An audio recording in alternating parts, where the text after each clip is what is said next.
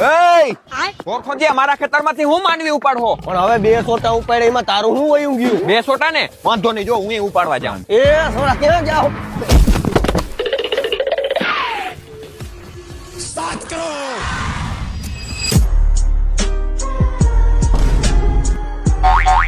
Bed Dedva આથી કાકા મારી માંડવી ઠેકાણું નથી એટલે તાર માંડવી માંથી ઓરાની માંડવી ઉપાડું. આ ફેર પડે મોટા, તારા જેવા અભણ ખેડૂમાં ને મારા જેવા ભણેલો ખેતી કરે નહીં માં. કાની તગડી ક્યાં થા? હું વાપરું મારા ખેતરમાં બ્લેક કાર્બન. એટલે હું ભાઈ